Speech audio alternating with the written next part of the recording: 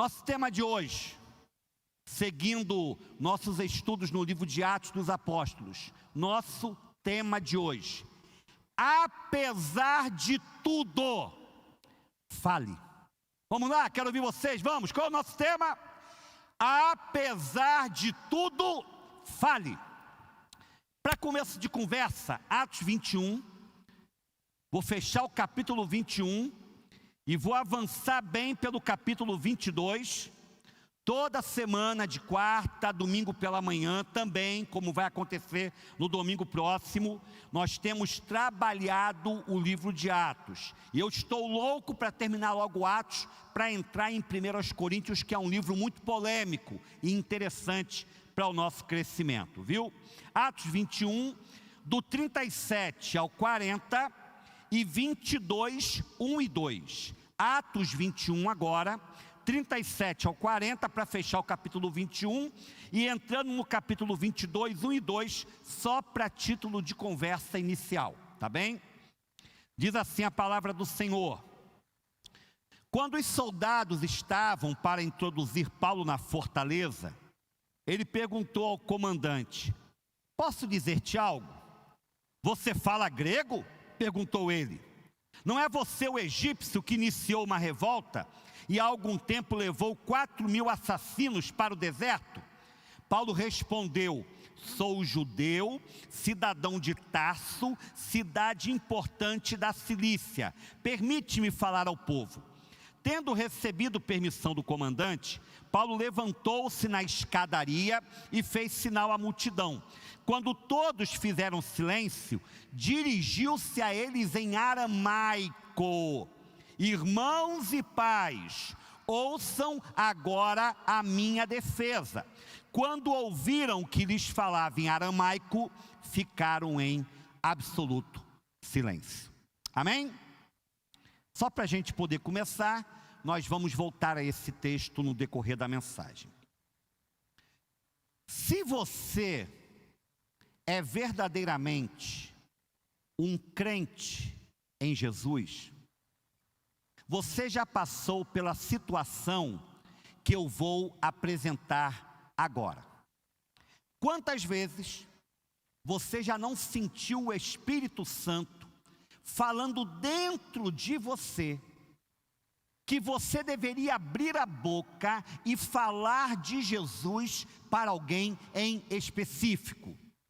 Um companheiro de trabalho, um amigo na universidade ou na escola, um parente, um vizinho, uma pessoa que você acabou de conhecer, mas simplesmente por covardia, medo, vergonha, sentimento de incapacidade, negligência, você fechou a boca e não acabou testemunhando de Cristo.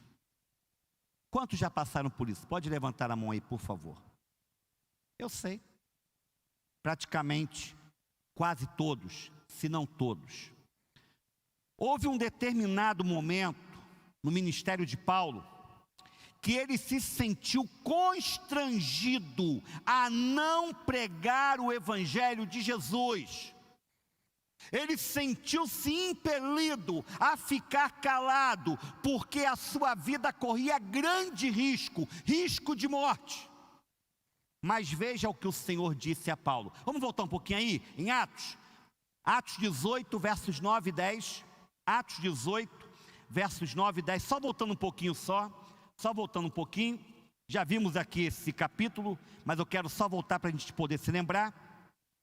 Certa noite o Senhor falou a Paulo em visão: não tenha medo, continue falando e não fique calado.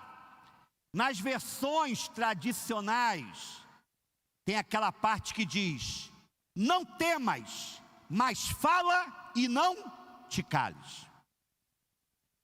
E aí diz aqui no versículo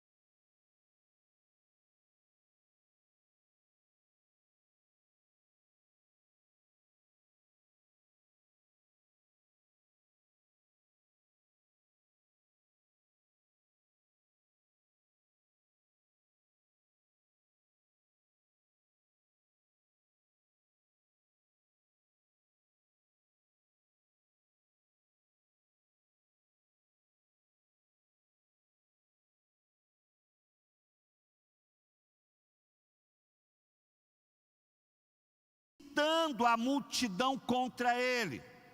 Paulo foi espancado publicamente, quase foi linchado pela multidão, e só não foi morto porque o comandante romano Cláudio Lisas, comandante da guarnição romana, que ficava na Fortaleza Antônia, uma elevação acima do templo de Jerusalém, veio com um grupo de soldados para salvar Paulo. A violência dos fanáticos religiosos era tão grande que Paulo teve que ser colocado em cima do cavalo de um dos soldados para não ser preso e morto. Eles não queriam obedecer nem às autoridades militares, eles queriam o sangue de Paulo, porque achavam que Paulo havia profanado o templo, pregado Jesus e introduzido no templo um gentio, um pagão, o que era uma mentira. E ali está Paulo, escute isso por favor. Ali está Paulo, todo quebrado, arregaçado, da cabeça aos pés, sangrando, um caco humano, mas ainda assim ele pede permissão ao chefe da guarda para falar ao povo. Irmãos, quantas vezes eu já me senti com a minha cabeça tão cheia, tão cansado, que pessoas se aproximaram de mim e o Espírito me dizia: olhe, estou colocando no seu caminho para que você fale de Jesus para essa pessoa. E eu dizia comigo mesmo, debatendo com o meu espírito: mas Senhor, eu quero ficar na minha, eu quero só descansar, eu quero agora curtir o meu momento, eu não quero ninguém me incomodando, eu não quero ninguém me perturbando. Isso não existia para Paulo. Mesmo machucado, ferido, em grande agonia física, ele ainda teve a oportunidade de pedir ao comandante da guarda que lhe permitisse falar do evangelho àquela multidão. Isso é tremendo, irmãos. Isso é uma fonte de inspiração para mim e para você. E quando Paulo abre a boca, é por isso que eu amo Paulo demais, irmãos. Paulo é distintivo, Paulo é diferenciado. É o que eu digo, depois de Jesus, Paulo é o maior nome do Novo Testamento. Não tenho dúvida disso. Olhem a inteligência de Paulo. Primeiro, ele chama a atenção do comandante romano falando com ele em que língua? Quem é que lembra aí? Que língua? Grego. Vou trabalhar isso domingo que vem, tá? Pela manhã. Tem um tema abençoado para pregar pela manhã para a igreja. Paulo fala com o comandante em grego. Qual era a língua dos romanos? Quem é que sabe aqui? Qual era o idioma oficial dos romanos? Latim. A língua falada ainda hoje no Vaticano, língua da qual se deriva o italiano, o espanhol, o nosso português. Então o latim era a língua romana oficial, mas na prática o povo falava grego, porque a Grécia dominava culturalmente o mundo antigo. Ainda que Roma fosse a capital política, ainda que Roma dominasse politicamente o mundo antigo, e o latim fosse a língua oficial do império, era o grego que todos falavam. E quando Paulo fala em grego, o comandante se assusta, porque ele olha para aquele cabra todo rasgado, ferido, sujo, cabeça raspada pelo voto que havia feito, uma figura estranha, esdrúxula. E ele pensa: uai, você sabe falar grego? Já naquele momento o comandante percebeu que Paulo não era qualquer prisioneiro. Aí Paulo vai adiante. Ele fala em grego com o comandante, pede permissão para falar, para pregar a palavra. Ele fica em pé na escada, na parte superior, a escada que ligava Fortaleza Antônia, onde ficava a guarnição romana, ao templo de Jerusalém. E ele começa a falar com a multidão, só que ele não fala mais em grego, ele fala em que língua? Aramaico. O hebraico era a língua religiosa do povo judeu, era o hebraico. o Velho Testamento foi escrito quase todo ele em hebraico. Mas a língua falada no tempo de Jesus, grave isso, não era o hebraico, era o aramaico. Por que o aramaico? Porque durante o tempo que o povo ficou no exílio, lá na Babilônia, o povo desaprendeu o hebraico e teve que aprender o aramaico, que era a língua dos babilônios. E mesmo quando voltou do exílio, o povo teve que falar aramaico, porque a grande maioria falava essa língua. O hebraico era a língua religiosa, a língua do templo, a língua na qual se lia a Torá, ou o Pentateuco, os 10 mandamentos, o livro da lei. Mas a língua que o povo falava no tempo de Jesus, no tempo de Paulo, o povo de Israel, era o aramaico. E Paulo fala em aramaico com aquela multidão. E o que é que Paulo queria falar àquela multidão agressiva e nervosa?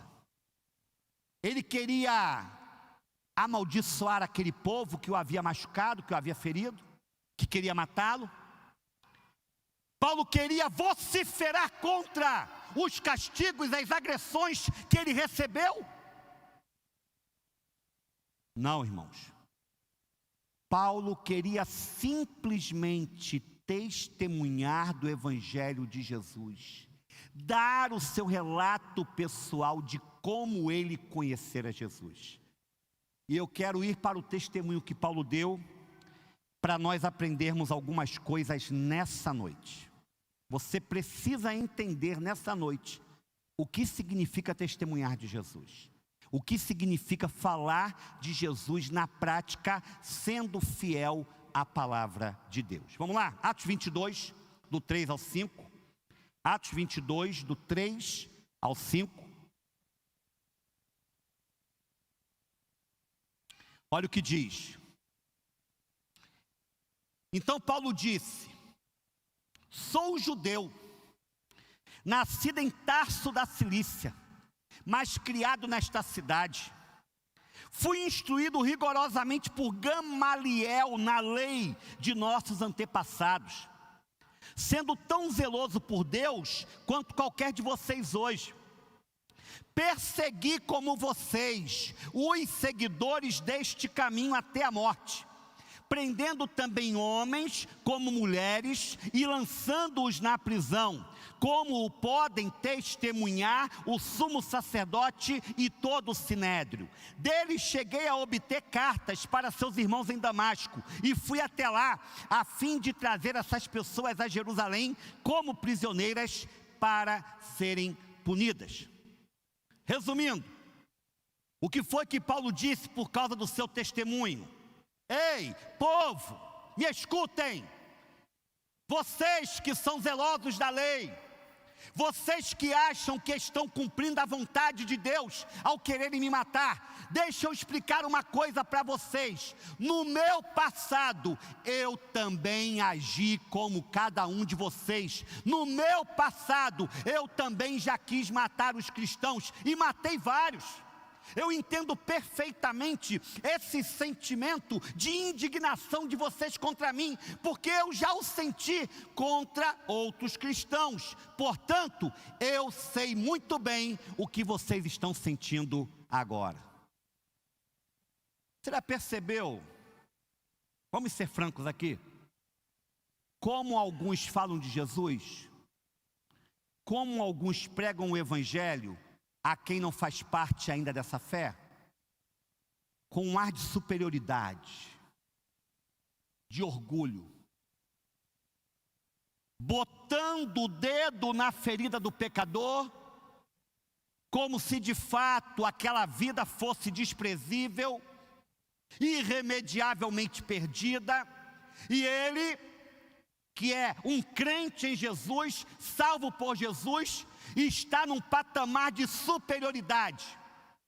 E ele prega um evangelho não para que a pessoa se conscientize da sua necessidade de Cristo, mas ele prega um evangelho para mostrar àquela pessoa que diante dele ela não é nada, que diante dele que está falando, que está anunciando, que está numa nova vida hoje, aquela pessoa realmente, ela é como escória, é como lixo.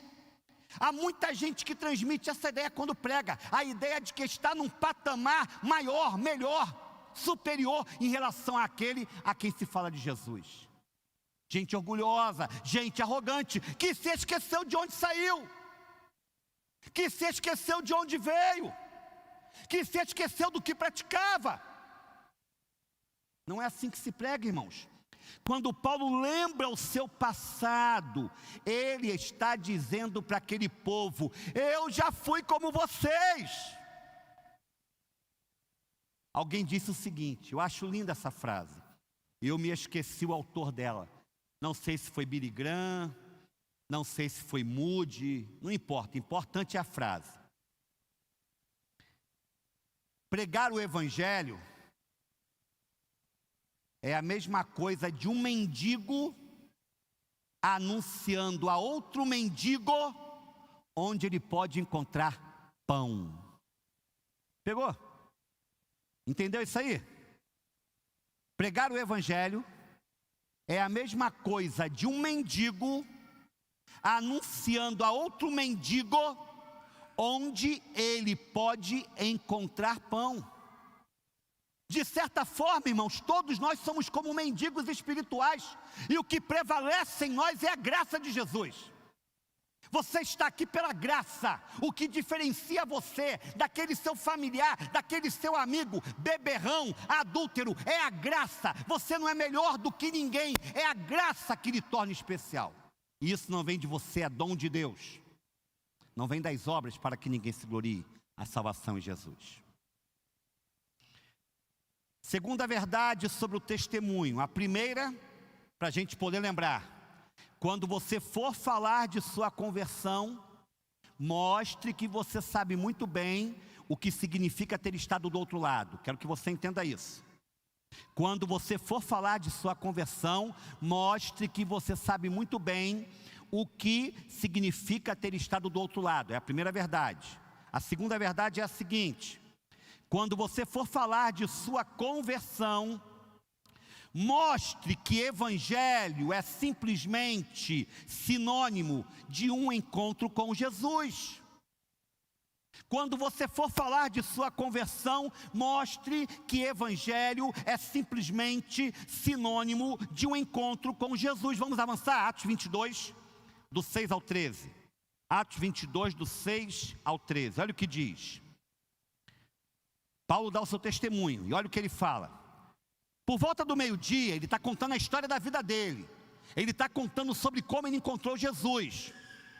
Por volta do meio-dia, eu me aproximava de Damasco, quando de repente uma forte luz vinda do céu brilhou ao meu redor. Caí por terra e ouvi uma voz que me dizia: Saulo, Saulo, por que você está me perseguindo? Então perguntei: quem és tu, Senhor? E ele respondeu: eu sou Jesus, o Nazareno, a quem você persegue. Os que me acompanhavam viram a luz, mas não entenderam a voz daquele que falava comigo. Assim perguntei: que devo fazer, Senhor? Disse o Senhor: levante-se, entre em Damasco, onde lhe será dito o que você deve fazer. Os que estavam comigo me levaram pela mão até Damasco, porque o resplendor da luz me deixara cego.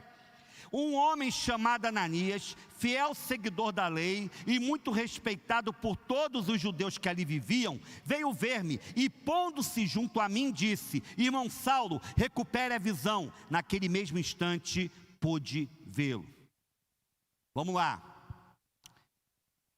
Paulo não havia descoberto alguma verdade religiosa secreta. Paulo não havia aderido a algum novo código filosófico religioso. Simplesmente Paulo está dizendo aqui para aquela multidão que no caminho de Damasco, quando ele ia prender cristãos, encerrá-los na prisão e matá-los, Paulo está dizendo que ele teve um encontro tete a tete, face a face com a pessoa maravilhosa de Jesus. Um encontro que foi tão radiante que ele ficou cego. Ele não conseguia enxergar nada por 3 dias e 3 noites. Não podemos perder isso de vista, igreja. Você que está em casa, escute isso. Falar de Jesus não é a mesma coisa que falar de regras de conduta, costumes religiosos, passos a serem seguidos. Falar de Jesus não é o mesmo que falar de igrejas de homens, não.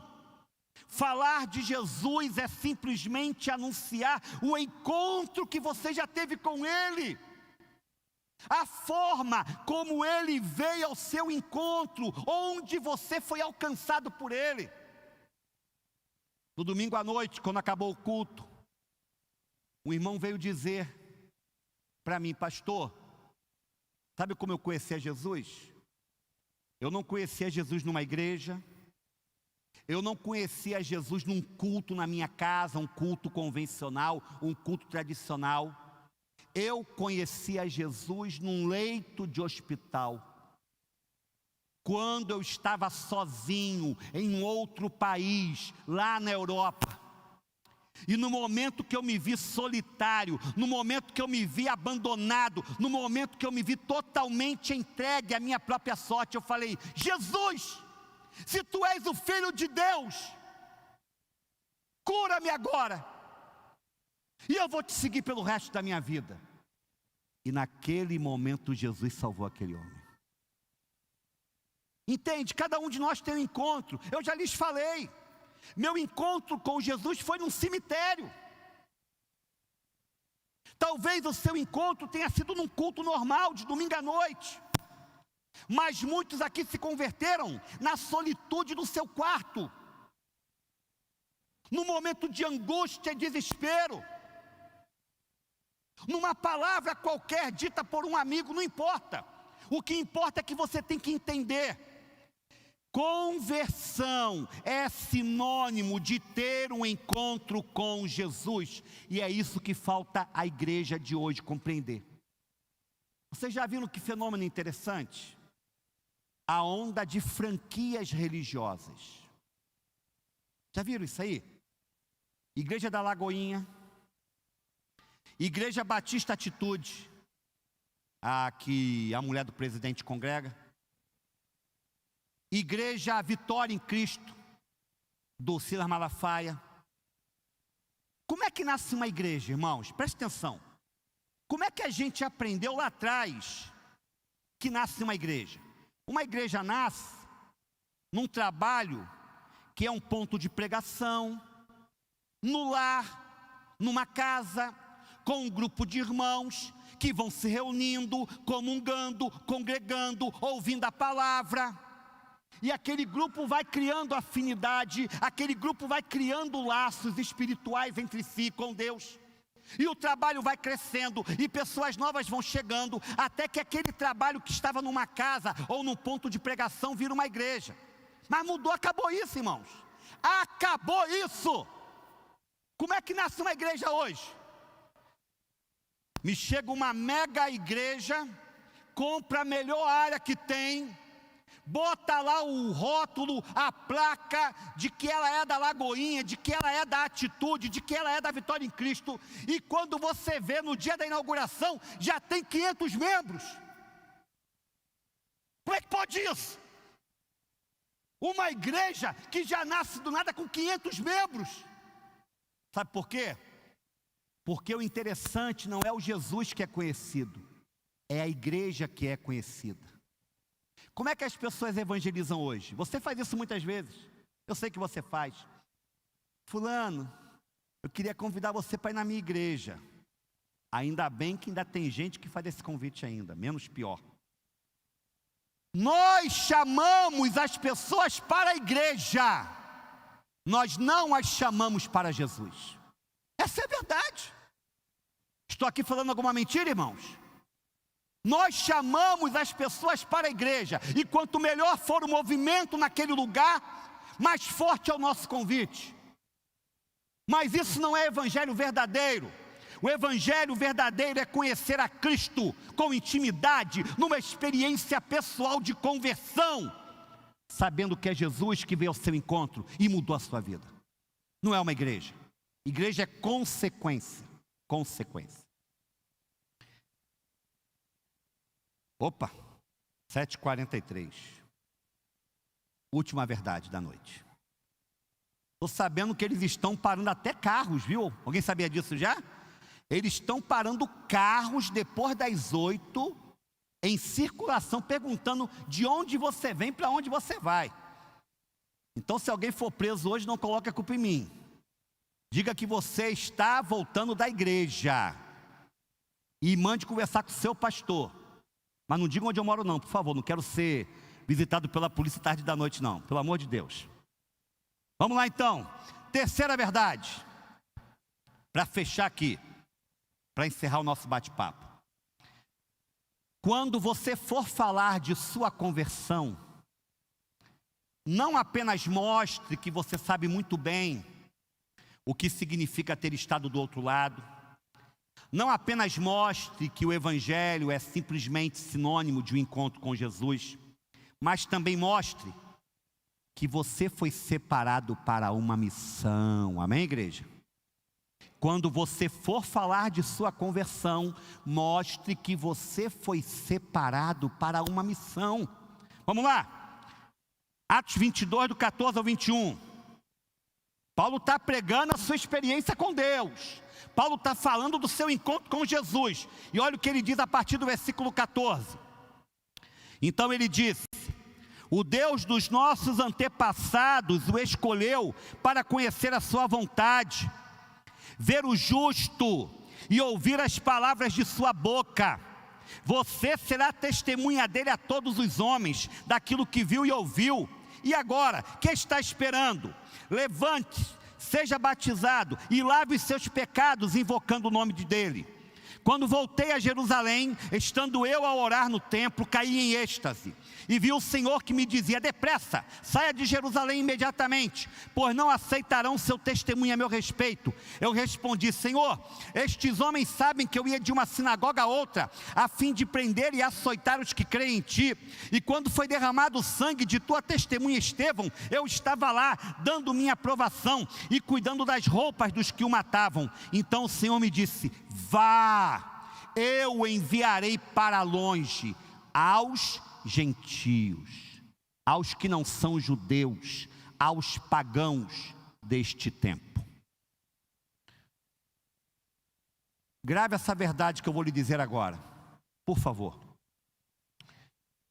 O encontro com Jesus não apenas nos salva dos nossos pecados, não apenas nos garante um lugar nas mansões celestiais, mas ainda agora, neste mundo presente, o encontro com Jesus nos dá um novo propósito e sentido para vivermos a nossa vida. Não se trata de assumir uma esperança que é apenas para a era vindoura, apenas para o mundo por vir. Trata-se de viver Cristo aqui, já agora. Você ganha significado, você ganha sentido, você ganha um novo vislumbre da vida, possibilidades de enxergar o mundo de uma forma completamente contrária à que você estava acostumado até então. Paulo diz para aquele povo judeu que queria matá-lo, que ele fora levantado por Deus para ser o apóstolo dos gentios. Ele tinha agora uma missão de vida que ele nunca pensara ter. Ele que era judeu dos judeus, fariseu dos fariseus, que odiava o povo que não era judeu, ele agora é chamado para principalmente pregar a palavra a este povo. Estou terminando aqui. Pergunta retórica, não me responda nada. Guarda no seu coração. Querido, querida, você sabe qual é o seu propósito de vida? Você tem algo para ser feito que ninguém mais pode fazê-lo no seu lugar. Aquela missão de Paulo, de ser o apóstolo dos gentios, era dele, de mais ninguém. Não era de Pedro, não era de Tiago, não era de Mateus, era apenas de Paulo. Qual é a sua missão essencial de vida? Se liga aqui em mim, se liga aqui em mim. Independente de sua resposta, deixe-me dizer uma coisa a você. Seja você quem for, chamado para fazer seja lá o quê, a sua missão básica é pregar o Evangelho de Jesus, é dar o seu testemunho de conversão, e disto ninguém pode fugir. Deste encargo nenhum cristão pode escapar. Você tem vários dons espirituais, você tem várias capacitações e habilidades espirituais para trabalhar em áreas onde você foi chamado de modo específico. Mas existe uma coisa, uma missão que é comum a todos nós: pregar o Evangelho de Jesus. Na verdade, esta missão é de Deus, que a sua palavra seja compartilhada, e Ele deu a mim e a você a chance de fazermos parte dela. Não dá para se eximir, não dá para se esconder desse encargo celeste. Testemunhar de Jesus é simplesmente falar do que Cristo já fez em sua vida, só isso. Você não é obrigado a conhecer a Bíblia de capa a capa. Aí a gente volta para a história do cego de nascença curado por Jesus. Lembram? Começaram a questionar, a perguntar quem é que tinha curado ele, se o homem era profeta, se não era profeta, se era um impostor, se não era impostor, se aquele Jesus era um farsante, se não era um farsante. E o cego ficou tão chateado que ele falou: olha, quem ele era, eu não sei, de onde ele veio, eu não sei, eu só sei de uma coisa. O que ele falou? Eu era cego e agora eu vejo. Glória a Deus. É isso aí. Você era cego, cega, você andava na escuridão, você não tinha rumo, você era uma pessoa perdida, mas agora você vê, porque a luz de Jesus, assim como alcançou Paulo no caminho de Damasco, ela alcançou a sua vida também. Irmãos, eu já falei com vocês, né? Hoje você me vê assim bonito, mas eu já fui feio um dia. Eu já fui muito feio, irmãos. Eu era cheio de complexo, cheio de traumas. Minha família arrebentada pelo diabo. Quantas e quantas brigas eu via do meu pai com a minha mãe, brigas físicas, de xingamentos. Eu era um jovem atribulado, um menino que não tinha paz, que tinha medo do diabo, levado constantemente para centros de umbanda, candomblé, a fim de tomar passes, ganhar rezas. Quantas vezes o diabo me visitou no meu quarto? Eu não tinha sossego.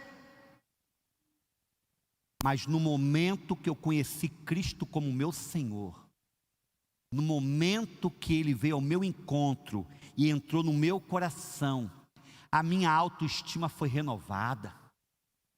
Eu passei a ter dons que eu nunca pensei que pudesse ter. Uma confiança no Senhor que renovou todo o meu futuro. Eu passei a ganhar propósito. Eu era um jovem que vivia aqui, lá e acolá, tropeçando pela vida fora.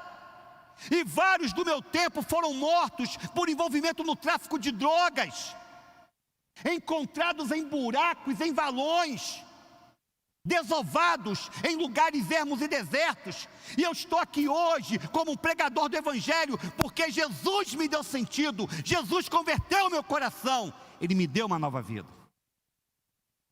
É difícil falar isso? É difícil falar isso, Hélio?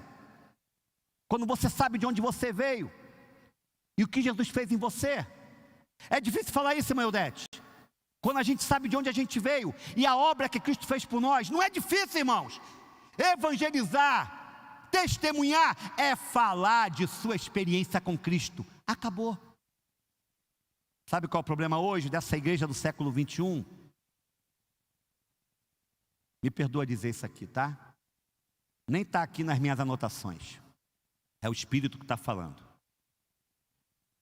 A gente não tem experiência com Jesus. A igreja de hoje tem experiências emocionais, num culto de poder, nos louvores que são cantados, nas amizades que são feitas na igreja, na congregação, mas aquela experiência que desnuda você, que desmascara você em relação ao seu pecado, que mostra quem você é diante de Deus, poucos são os que têm tido esse tipo de experiência, infelizmente. E por isso tanta mundanização no meio da igreja, tanta homossexualidade, tanto adultério, tanta mentira, tanta falsidade, tanta infidelidade financeira, porque as pessoas não tiveram um encontro verdadeiro com a pessoa de Jesus. O que nos falta é isso, é conversão. E Paulo pregava sobre conversão. Paulo não pregava sobre aderir-se a uma igreja, a uma congregação, a uma seita, a um grupo religioso, não. A mensagem...